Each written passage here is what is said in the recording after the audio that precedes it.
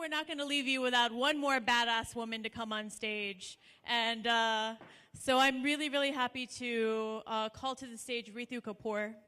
And you guys might know about her, you might not, but you probably know about this little platform that she created called Quintillion Media Private Limited, aka the Quint. Can we please give her a round of applause as we invite her to the stage?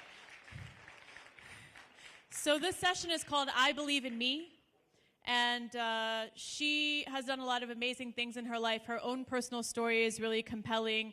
She's a powerful woman in her own right, a media founder. She's going to talk about her career journey. So Ritu actually started in television, has produced some award-winning shows, and then she moved into digital media. And she's a self-confessed internet junkie, zealot. She loves it, and I think who better than to talk about the future of work, because she's creating a digital platform to bring news and events to us. So one more time for Ritu.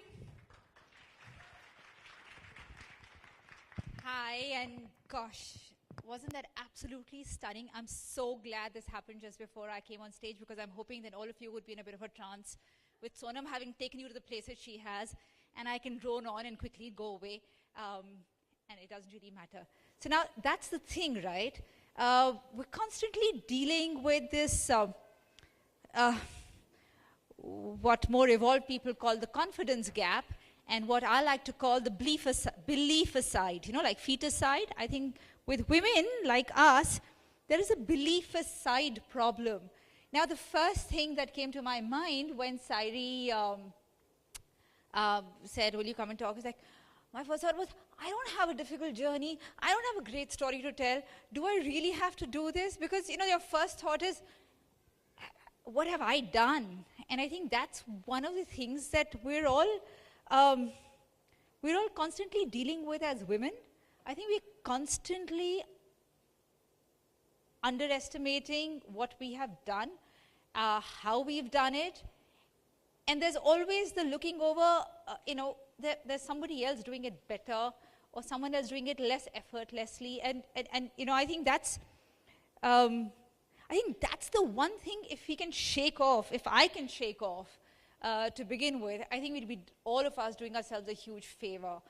So I've seen two versions of myself. There was I have founded two companies. One was my previous company, which started off as a small production house. We called it TV18, which grew to be one of India's biggest media networks, came to be known as Network 18, and had 35 channels, including, you know, partnerships with Viacom and CNN and CNBC, and ran the very popular Colors channel and the very brave First Post website and CNN News, and the works. And through that entire journey that I had, my entire trip, I worked my ass off for those 22 years. And my entire approach was to put my head down and work as hard as I could and innovate and, you know, be what I'd heard my grandmother say, called Annapurna all her life, saying, you know, make the most out of the least kind of approach to work and to enterprise. And I did that for 22 years, but I tried to do that in as invisible as a way as I could at Network 18. And I don't know why I did that. I don't know what prompted me to be as self-effacing. I saw all of these as virtues. I saw self-effacing as virtue. I was one of the founder members of the company, but over time I saw a lot of black suit CEOs join the company and take charge and take decisions, and I kept saying that, you know, I have a thought, I have my view, I'll put it there, but I'm not going to impose it on anyone, because after all, they are CEOs and I'm just, you know, a content person, and I shouldn't be imposing my views on them. And I actually had these wonderful exchanges with these great black suited CEOs who would come into my corner in the office and say, you know, you are a role model for humility. I've actually had this conversation. I'm not making it up, I swear. You're a role model for humility. You know, it's just so amazing that you're the sort of promoter, owner, and you just sit quietly in one corner and work 18 hours a day. And I took that all as virtue. It was a reiteration of maybe a story that all of us have heard as little girls. You know, there has been we all grow up trying to be a good girl. The positive affirmation that comes to us from across everyone around us when we are growing up is to be a achhi ladki. You know, to be a good girl. And then you keep, I think somewhere along life, you keep looking for someone echoing the achhi ladki, the good girl narrative back to you. You've done this, you've been a good girl. You've done this, you've been a good girl. So a good girl works hard. A good girl doesn't want the limelight. A good girl will not put herself forward unless she's 100% sure of what she has to say. And, you know, I actually, for 20 years of my life, I carried this on my shoulder as a badge of honor, as being self-effacing. I should take great pride in the fact that people would join, and for years they wouldn't even know that I was married to Raghav Behel, who was the co-founder, co-promoter of the company. That the fact that I was so nameless, selfless, I thought it was so cool of me to do that. Until one day, one of the young members of my team came up to me, and he was really angry because he said, you know, I don't know why everyone looks up to you here as this great, wonderful person. I think you have done a lot of damage to your team. By virtue of being self-effacing and quiet and not pushing yourself around, you have actually made us all in your team be the quieter people. We all have to deal with working around what works for other people. And he just sat and he gave me a mouthful and he stormed out. And I really needed that. I really, really needed that dose. I think that's what has. That one conversation will stay with me forever, because what it taught me was that I was actually underconfident. All this self-effacing humility were all nice little marketing packages that I had created around myself for what was essentially underconfidence. And that and underconfidence leads to inaction. Pretty much the way confidence leads to action, right? You're constantly pushing yourself back. So unfortunately, this conversation came pretty close to us having to exit our company. So I was unable to, you know, do the, what's that pupa and that butterfly and the emerging and, you know, you know what I'm talking about. So I wasn't able to really, I did for a brief while, but we ran into debt, and long story, we got acquired and we exited the company.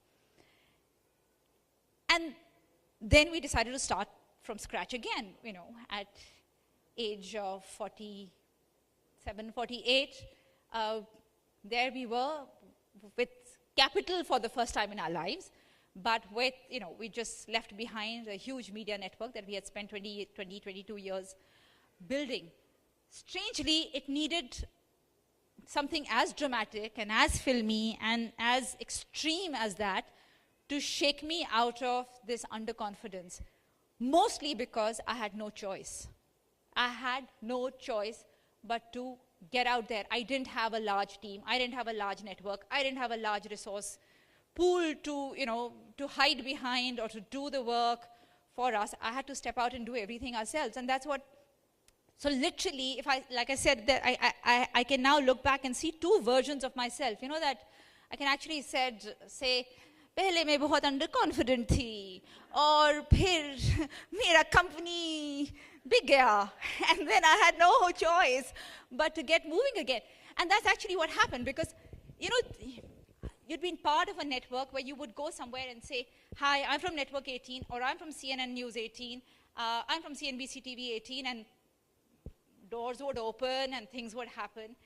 And there you are. You go there and you say, hi, we had a big company, but now we're starting something called Quintillion. Say, what? You know, we've got a product, we're going to get out, it's digital first, it's mobile first, it's so cool. We're going to address an underserviced demographic in the country, which is the 18 to 30-year-old. We're going to provide news for them. We're going to be cool. We're going to be video first on mobile. We're so cool. He says, yeah, but what do you say the company is? Quint, what is it? And you realize, take a deep breath, shove the humility back into that corner, self-effacing, can go take a walk and get out there. I started doing things which I had never done. I started going out and presenting myself and the Quint at multiple fora, talking, because I realized I needed to build the Quint in a very competitive, very aggressive, very fast-moving, very evolving, very exciting, very dynamic digital environment. I needed to stand up and be heard. It had what I had learned in my previous avatar was that it's just not good enough to be hardworking and competent. You have to be confident along with that. And that's the one thing, I mean, I put behind 22 years of my life not being confident. I really, just everybody who comes and talks to me, please don't do that. Don't waste a single more second being underconfident. You don't, you know, I'm very, very underconfident talking to you guys. I don't even know whether you care what I'm saying, but you just have to, you know how they say, you know, fake it till you can make it. Do that. I'm winging it as I talk. I'm winging it, and hopefully something somewhere is connecting with someone here. Believe that you have something to show, something to, and that you're damn good at it. You know, if I look back, if I look even further back at school life, I studied in an all-girls school. And I find that some of my classmates who were incredibly hardworking, incredibly bright, incredibly competitive, you know, coming first in class, getting that 90% in school. They were just amazing young ladies who were very, very good at what they did, and they were very, very competitive. And I just find it so disappointing that most of them have decided to quit in life after that. Most of them got married. Most of them are possibly excellent homemakers. No fight with that. In fact, I used to say that, you know, one shouldn't be judgy at all. I mean, what is it about working women who are always being judgy about, you know, non-working women, and why must that always be?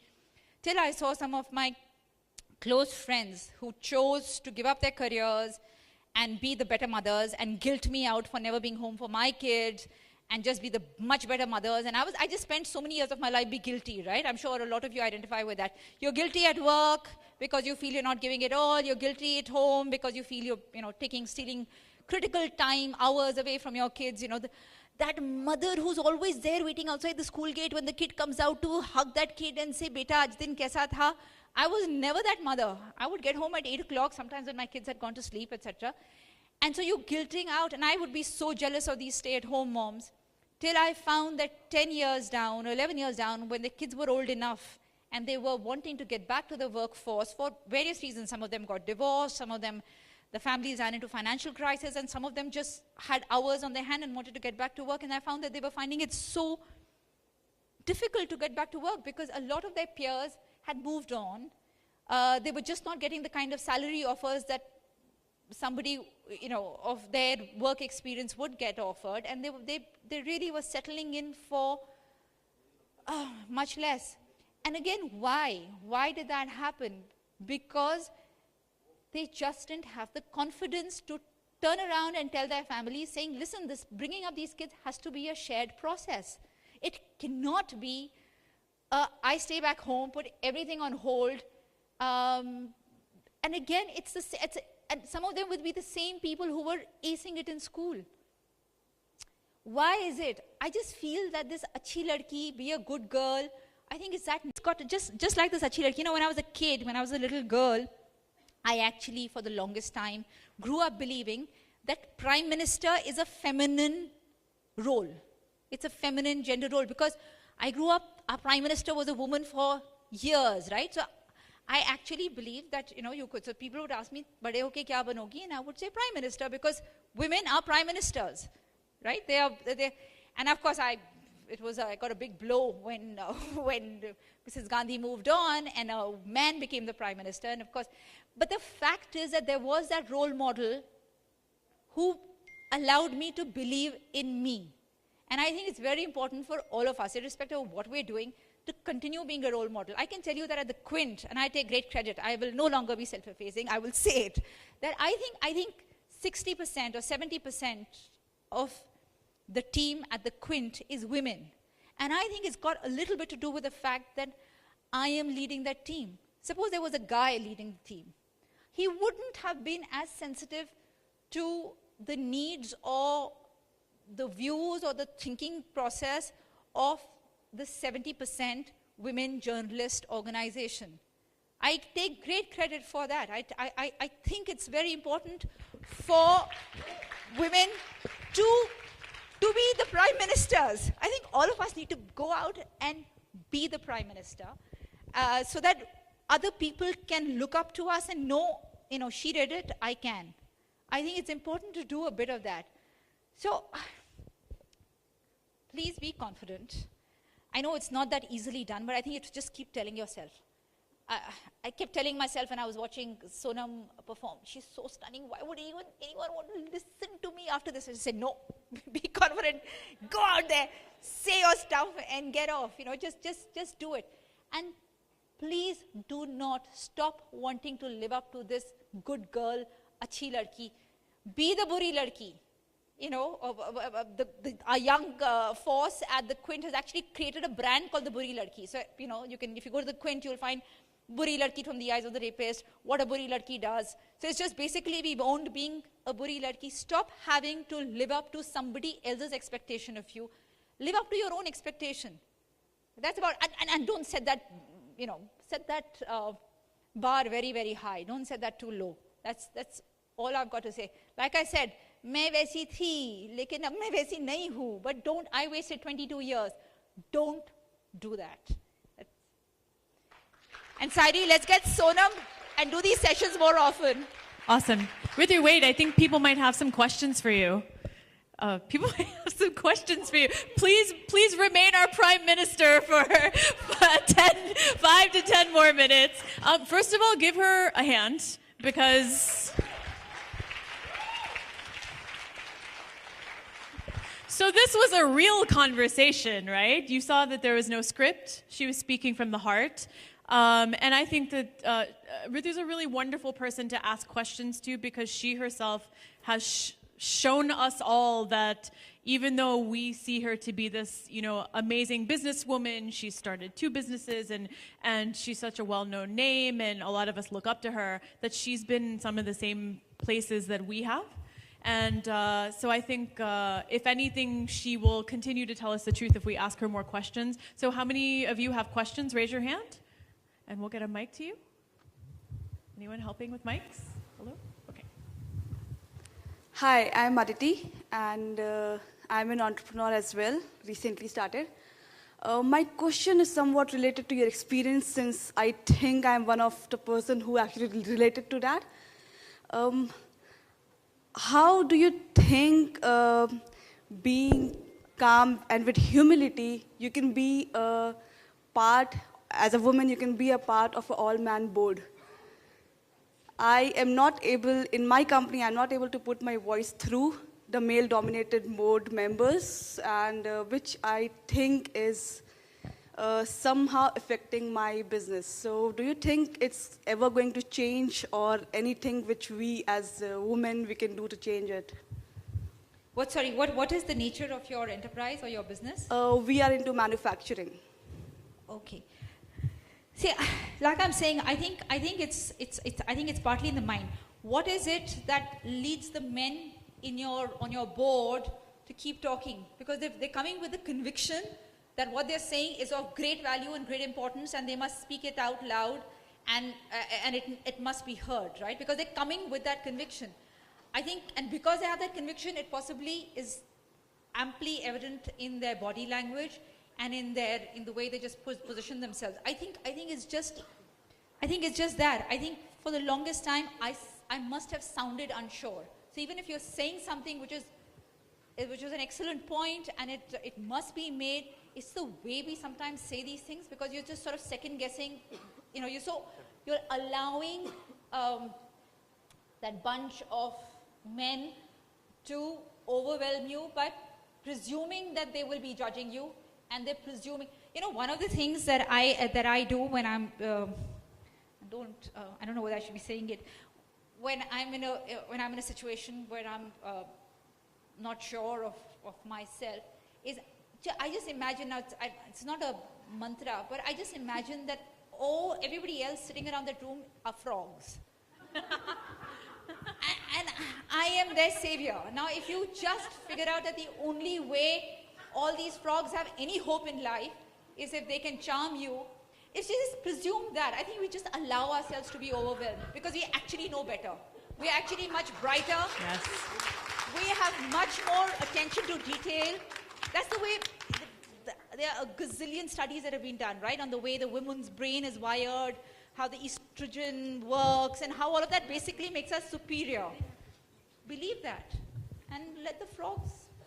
Also equally, what also equally works is imagining people in their chandi. That also works very well. So if you would like to carry on the theme of making love and not porn, then you would just imagine everyone in their chandi. We have one question at the front. Yeah. Hi, my name is Shubha. I work for the Confederation of Indian Industry.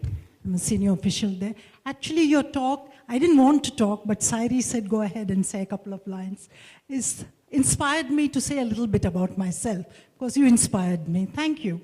I was the third girl in a matrilineal community, born premature, pronounced dead when I was born with asthma, and was told that even if she survives, she'll be a midget, she won't be able to talk, and there's no point in her, I'd be a burden on society.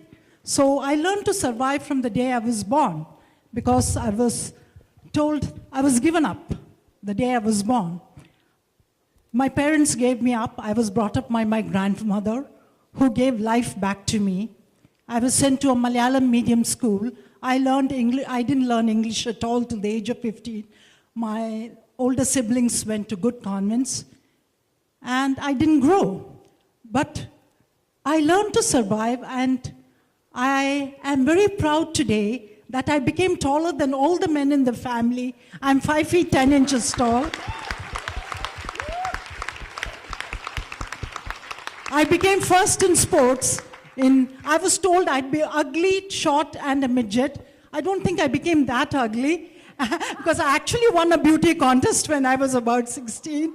And today I'm speaking English, maybe not Queen's English, but reasonably good English, to a reasonably educated crowd. And I'm a top official working with the who is who. I work with the presidents and prime ministers all over the world. I have good friends like Anu, Sairi, Kathy, my friend who invited me, and this wonderful crowd here. So proud to meet people like you. And if I can do it today, friends, if I can stand here today and talk to all of you, believe me, any one of you in the crowd can do it. I promise you that. So my motto in life is never give up. Never say die.